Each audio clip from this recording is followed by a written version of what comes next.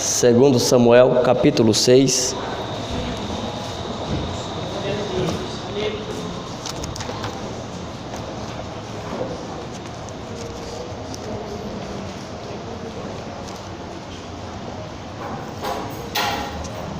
Glória a Deus, aleluia.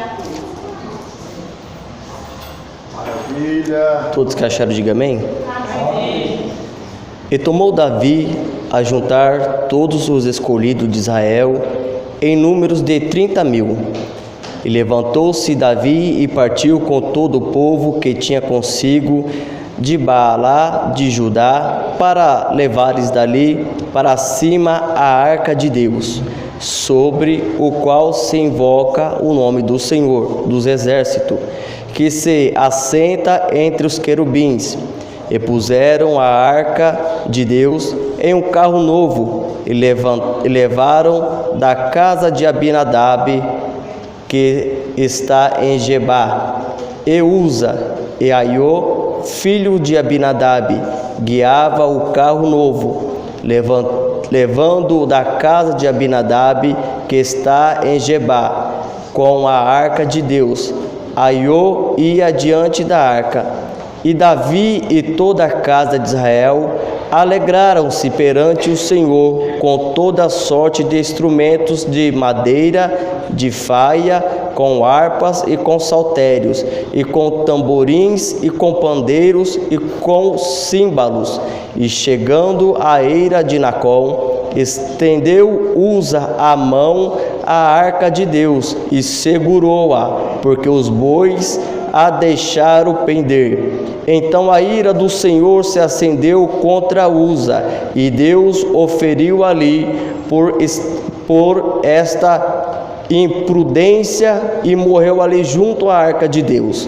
E Davi se contristou, porque o Senhor abrira rotura em Uza, e chamou aquele lugar Pérez Uza, até ao dia de hoje. E temeu Davi ao Senhor naquele dia, e disse: como virá a mim a arca do Senhor? E não quis Davi retirar para si a arca do Senhor para a cidade de Davi, mas Davi a fez levar à casa de Obed-edom, o geteu, e ficou a arca do Senhor em casa de Obed-edom, o geteu, 3 meses, e abençoou o Senhor a Obed-edom e a toda a sua casa. Repetindo o último versículo, ó. E abençoou o Senhor a Obed-edom e toda a sua casa. Fecha teus olhos, oramos ao Senhor. Senhor, meu Deus e meu Pai, eu quero te agradecer por essa oportunidade.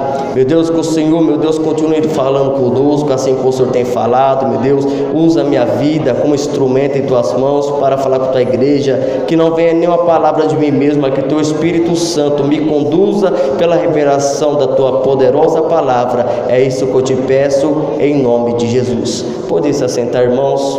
Falamos da arca do Senhor. A palavra de Deus diz que a arca, ela tem alguns nomes. Significa a arca de Deus, a arca da aliança e a arca do testemunho. A bela feita, a Bíblia diz que a arca do Senhor estava em Siló, aonde estava pela responsabilidade do sacerdote de Eli com seus filhos, Ofni e Finéias. A Bíblia diz que o povo de Israel, eles foram para uma grande peleja, uma grande batalha contra os filisteus. A Bíblia diz que a primeira batalha onde o povo de Israel foi, os filisteus prevaleceu no combate. O povo de Israel perdeu a batalha. A Bíblia diz que o povo de Israel ficou tão chateado que eles teve uma ideia: vamos buscar a arca de Deus em Siló, porque eles bem sabiam, se Deus estava no meio do povo, a vitória é garantida. A Bíblia diz que o povo trouxeram a arca de Deus, a arca da aliança, para onde o povo estava reunido. A Bíblia diz que houve um grande alvoroço, grito de júbilo, porque o povo de Israel se alegraram, porque a presença de Deus estava no meio do povo. Os filisteus ouviram esse grande barulho e eles falaram: que alvoroço é esse?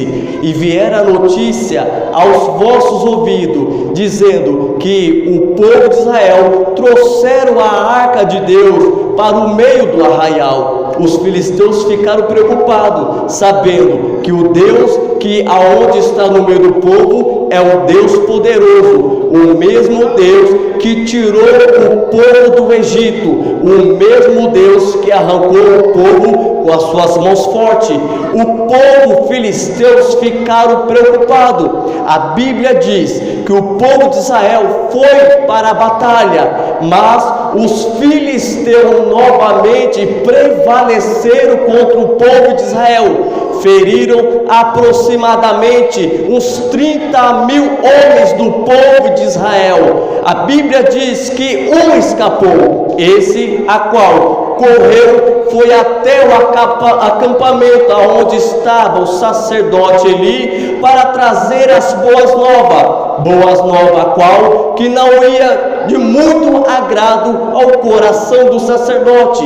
Como ele chegou para trazer as boas novas, a Bíblia Sagrada diz que ele trouxe a notícia e o povo se desesperou grandemente. O sacerdote Eli, que já estava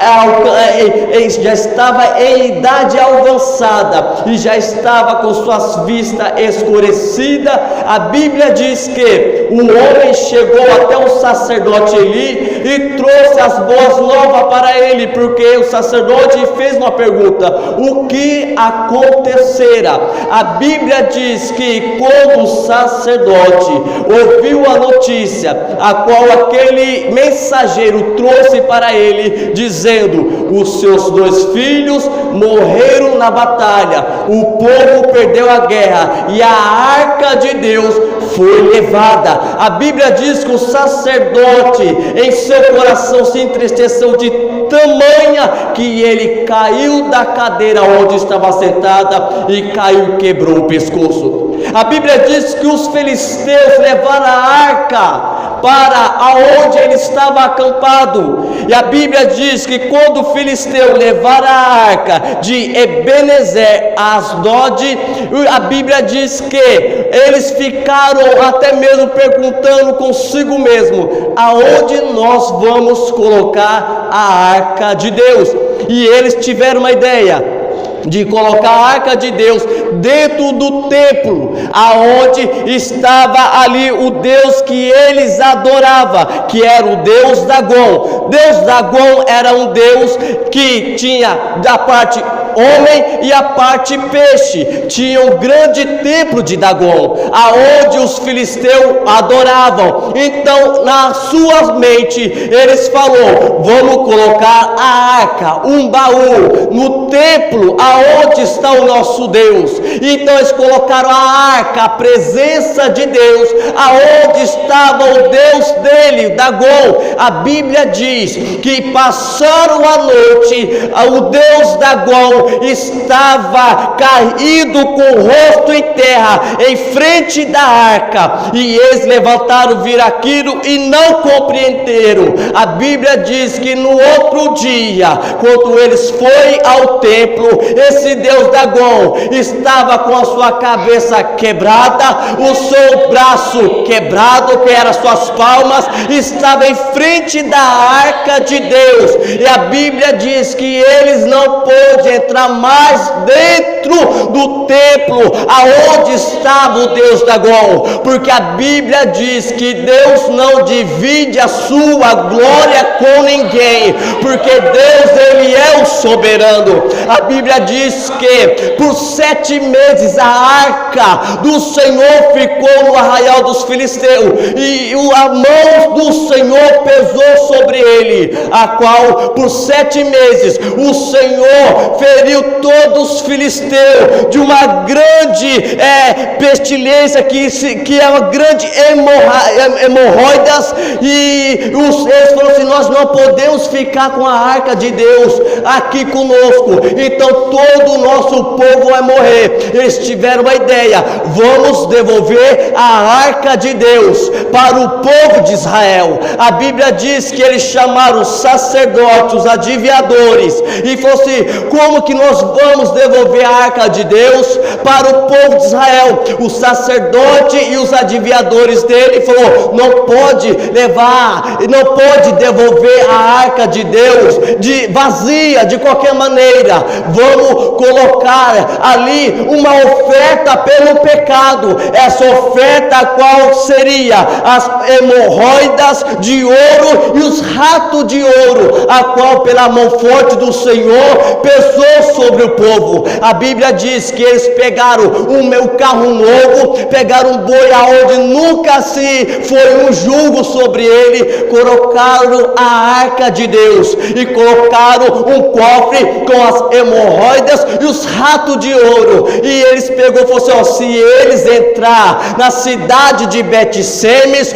é porque tudo isso que aconteceu era a mão do Senhor que veio sobre a nossa vida. Agora, se eles forem por outro caminho, é porque isso aconteceu por acontecer. A Bíblia diz que quando o carro estava indo, eles entraram pela cidade de Bet-Semes, e ele entendeu que as mãos do Senhor foi que causaram tudo isso. O povo de Israel se alegrou, porque a presença de Deus estava voltando para o meio do povo. A Bíblia diz, irmãos, a Bíblia diz que o povo se alegraram tanto que o povo se reuniram, abriram a arca de Deus, que foi de 45.000 a 70 homens fulminados, e o povo se desesperou. O que nós vamos fazer com a arca? O que nós vamos fazer com a arca de Deus no meio do povo? O povo se desesperou, então decidiu mandar a arca para Criate-Jearim, aonde estava um homem levita, aonde ele ia tomar conta da arca. Este homem chamado Abinadab. A Bíblia diz que a arca de Deus ficou na casa de Abinadab 20 anos. A arca do Senhor ficou na casa de Abinadab, e 20 anos. A Bíblia não relata que houve alguma coisa, que relatou alguma coisa, não, só diz que 20 anos a arca de Deus ficou na casa de Abinadab. Depois desses 20 anos, até onde Davi foi levantado como rei, a Bíblia Sagrada diz que depois de 100 anos aproximadamente, quando Saul morreu, Davi foi levantado como rei. Davi veio ao seu coração levar a arca de Deus para a cidade de Davi, levar a presença de Deus para a cidade de Davi. A Bíblia diz que eles colocaram, foi na casa de Abinadab, colocaram a arca do Senhor num carro de boi, e a Bíblia diz que os filhos de Abinadab, que estavam ali à disposição, eles foram para levar a arca do Senhor, que para a cidade de Davi. A Bíblia diz que quando os carros de boi, eles passaram no buraco, Uza, o filho de Abinadab, foi e colocou a mão na arca, e Deus feriu ele grandemente, que ele morreu, porque ele foi fulminado, porque não poderia tocar na arca de Deus, não podia relar na arca de Deus, porque a arca de Deus é a própria presença de Deus. Então Davi se entristece muito com aquele acontecido.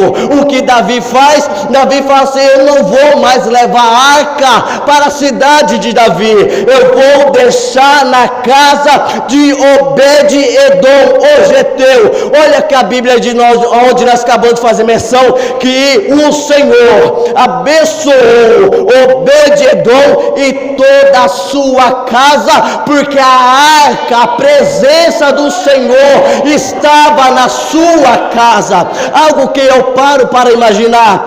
A Bíblia diz que a arca de Deus ficou 20 anos na casa de Abinadab, e a Bíblia não menciona que o Senhor não menciona que o Senhor abençoou a vida de Abinadab. Sabe por quê? Porque Abinadab, ele não soube valorizar a presença de Deus que estava na sua casa. Agora, quando eu olho a vida de Obed-Edom, que diz porque em 3 meses, o Senhor abençoou a vida, a casa de Obed-edom, porque ele soube valorizar a presença de Deus que estava na sua casa, e o Senhor abençoou Obed-edom e toda a sua casa. A primeira coisa que eu vejo, porque Obed-edom valorizou a presença de Deus, Obed-edom, a primeira coisa é que ele entendeu que ele adora o Senhor, não pelo que ele pode dar, e sim pelo que ele é. Por isso que o Senhor abençoou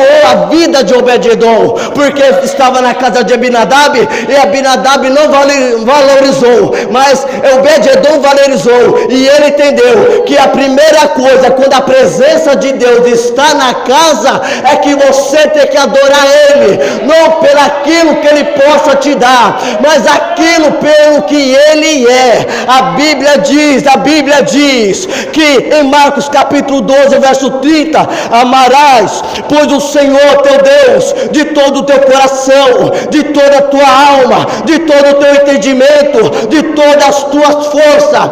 Ele entendeu que para você valorizar a presença do Senhor, não é apenas esperar que o Senhor retribui algo para você, mas ele entendeu que quando você ama o Senhor acima de todas as coisas, as bênçãos do Senhor vai vir sobre a sua vida. Ele entendeu que a primeira coisa para você valorizar a presença de Deus dentro da sua casa, dentro da sua família, é adorar o Senhor, amar ao Senhor acima de todas as coisas, amar o Senhor, o teu Deus, de todo o teu coração, de toda a tua alma, de todo o teu entendimento, de toda a tua força. A primeira coisa, ele entendeu que ele deve adorar o Senhor em meio às enfermidades. Porque adorar o Senhor em meio às bonanças é muito fácil. Adorar o Senhor quando as coisas vão muito bem é muito fácil. Mas o Obed-edom entendeu que ele, primeira coisa, tinha que valorizar e amar ao Senhor. Porque quando ele ama ao Senhor, ele entrega ao Senhor, ele coloca o Senhor como princípio da sua vida, ele sabe que no momento da enfermidade ele adora ao Senhor, no momento do desemprego ele adora ao Senhor, no momento da escassez ele adora ao Senhor. Eu vejo na Bíblia Sagrada, irmãos, quando Jó ele adorou ao Senhor, Jó capítulo 1, verso 21, que Jó em momento de dificuldade, perdeu os seus filhos, perdeu os seus bens, perdeu os seus gados, o que ele diz: nu eu vim e nu voltarei, o Senhor me deu, o Senhor tomou, bendito seja o nome do Senhor, porque ele sabia que o amor de Deus era maior que acima de todos os bens financeiros. Ele sabia que o amor dele a Deus era maior de qualquer circunstância que poderia chegar na vida dele.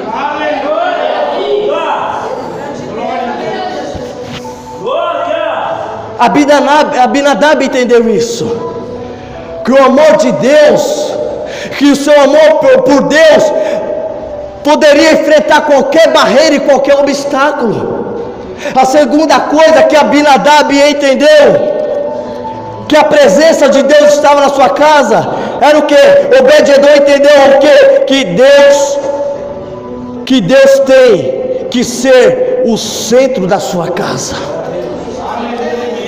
Ele entendeu que ele deveria amar o Senhor acima de todas as coisas, com toda a sua força, com toda a sua alma, com todo o seu entendimento. Mas ele entendeu, para que a sua casa pudesse ser abençoada, Deus tinha que ser o centro, Deus tinha que ser o alicerce, Deus tinha que ser a coluna. A Bíblia Sagrada diz em Mateus 7:24: todo aquele, pois, que escuta essas minhas palavras e as pratica, assim assemelhá-lo-ei ao homem prudente, que edificou a sua casa sobre a rocha, e desceu a chuva, e correu os rios, e assopraram os ventos, e combateram aquela casa, e ela não caiu, porque estava edificada sobre a rocha. Abinadab entendeu que sua casa estivesse alicerçada sobre a rocha, poderia passar por luta,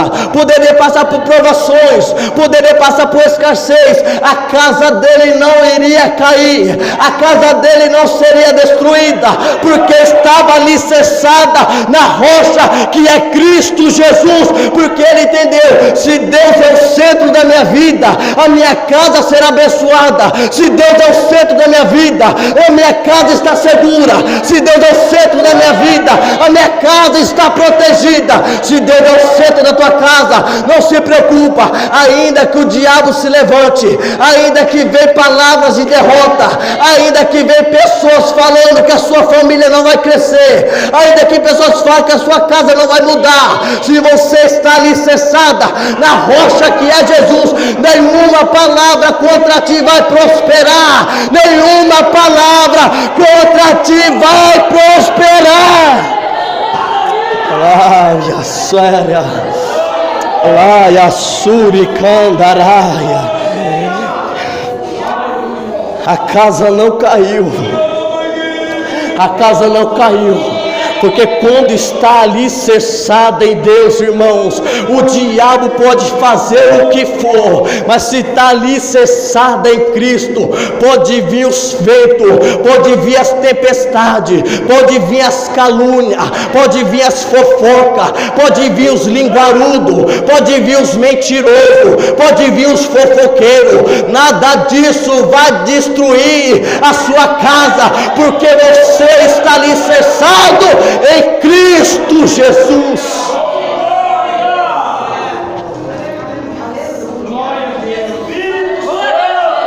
Quando a nossa casa está alicerçada na rocha, o inferno não prevalece contra ela. O diabo pode fazer o que for, pode fazer macumba, feitiçaria. Se a tua casa está sobre a rocha, nada disso vai prevalecer. Jesus diz em Mateus capítulo 16, verso 18: pois também eu te digo que tu és Pedro, e sobre esta pedra edificarei a minha igreja, e as portas do inferno não prevalecerão contra ela. Olha que Jesus fosse Pedro: tu és Petrus, tu és uma pedrinha, mas sobre esta pedra eu edificarei a minha igreja, e as portas do inferno não vai prevalecer contra ela. Se as portas do inferno não prevalecem contra a igreja, jamais vai prevalecer contra a sua casa, jamais vai prevalecer contra a sua família, porque o Senhor é a coluna, Ele é a base, e o inferno não pode prevalecer, porque o Senhor é aquele que guarda.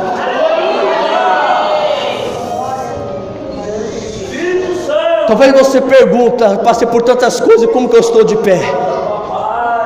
Eu passei por tantas lutas, porque eu estou de pé? Porque Jesus, Ele é a coluna da sua casa. A tua casa está alicerçada em Cristo. As pessoas muitas vezes falam: você está de pé? Eu estou de pé, porque eu estou alicerçado na palavra de Deus. E quando você está alicerçado na palavra de Deus, pode vir os demônios que for, eles não vão prevalecer, porque a Bíblia diz que nenhuma ferramenta preparada contra ti vai prosperar. Então nesta noite, você pode sair convicto, você pode sair daqui com a certeza que Deus, Ele é o guarda da sua casa, e o diabo não pode destruir a sua família. Laia suricandaraia.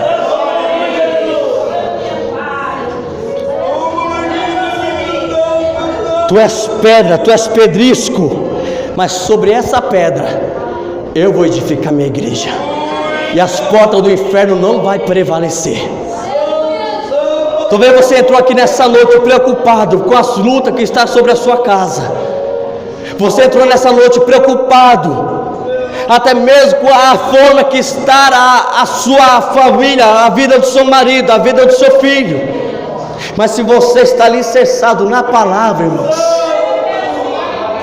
se você está alicerçado na palavra, o diabo ele pode levantar, o diabo ele pode rugir, o diabo pode pintar e bordar, mas a palavra de Deus ela sempre prevalece.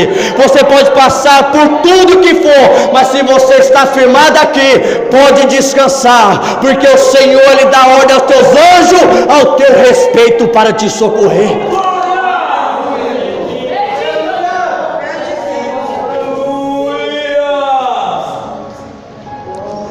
A terceira coisa que Obed-Edom entendeu é que os olhos do Senhor estavam sobre a sua casa.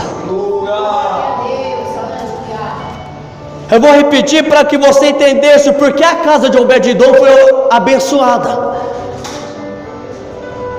Porque a arca do Senhor estava na casa de Abinadab 20 anos. E a Bíblia não menciona se a casa de Abinadab foi abençoada, porque ele não valorizou a presença de Deus.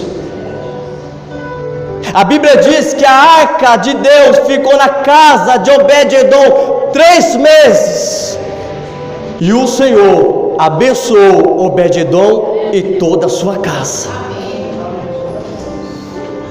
Primeira coisa que ele entendeu, que ele adora ao Senhor não pelo que o Senhor pode dar, e sim pelo que o Senhor é. A segunda coisa que Obed-Edom entendeu para que sua casa pudesse ser abençoada é que Deus tem que ser o centro da sua casa. E a terceira coisa que Obed-Edom entendeu, que os olhos do Senhor estão sobre a sua casa. Os olhos do Senhor estão sobre a sua casa. E talvez muitas vezes nós se preocupamos: será que Deus está vendo a luta que eu estou passando? Será que Deus está vendo o vale que eu estou passando? Obed-Edom entendeu que os olhos do Senhor estavam sobre a sua casa, ainda que o homem não vê o que você está passando, ainda que a sua família não vê o que você está passando, ainda que muitos não entendem o vale que você está passando, mas os olhos do Senhor estão contemplando toda a sua história. Os olhos do Senhor estão contemplando toda a sua vida. Você não chegou aqui nesta noite por acaso, você chegou aqui porque o Senhor te trouxe para dizer que Ele está contemplando toda a sua vida. Não foi por acaso se os olhos do Senhor estão nos contemplando. Em Salmo 33, verso 18 diz: eis que os olhos do Senhor estão sobre os que o temem e sobre os que esperam na sua misericórdia. Nosso irmão Rui leu: bem-aventurados os que temem ao Senhor e que andam nos seus caminhos. O salmista vem falando: eis que os olhos do Senhor estão sobre os que o temem e sobre os que o esperam na sua misericórdia. Misericórdia no Antigo Testamento era o amor de Deus, o amor ágape, o amor de sacrifício. No Novo Testamento esse amor é conhecido como graça. Então a Bíblia diz: sobre todos que esperam no seu amor, porque ainda que muitos não compreendem a dor que você está passando, ainda que muitos não entendem o vale que você está passando, mas o amor de Deus, Ele vai alcançar a sua vida. O amor de Deus vai alcançar a sua família. O amor de Deus vai alcançar a sua casa. Porque nós estamos de pé por causa do amor de Deus. A nossa família está de pé por causa do amor de Deus. Nós estamos de pé é por causa do amor de Deus, porque a graça do Senhor tem nos alcançado, ainda que nós não merecíamos, ainda que nós não era digno, mas o Senhor fala em João 3,16 que Deus amou o mundo de tal maneira que deu seu Filho unigênito para que todo que nele crê não pereça, mas tenha vida eterna. Sabe o que é isso? É o amor de Deus que está sobre a sua vida, é o amor de Deus que está sobre a sua casa. Ei, quando os olhos do Senhor estão sobre a sua casa, as bênçãos do Senhor vai descendo sobre a sua casa, vai descendo sobre a sua vida. A Bíblia diz em Salmo 127, se o Senhor não edificar a casa, em vão trabalham os que edificam. Se o Senhor não guardar a cidade, em vão vigia o sentinela. Se não for o Senhor para fazer algo na nossa vida, nada acontece. Se não for o Senhor para abençoar a nossa vida, nada acontece. Se a sua casa está sendo abençoada, é porque os olhos do Senhor te alcançou. Se sua casa está sendo abençoada, é porque o Senhor estendeu as mãos sobre a sua vida para te abençoar.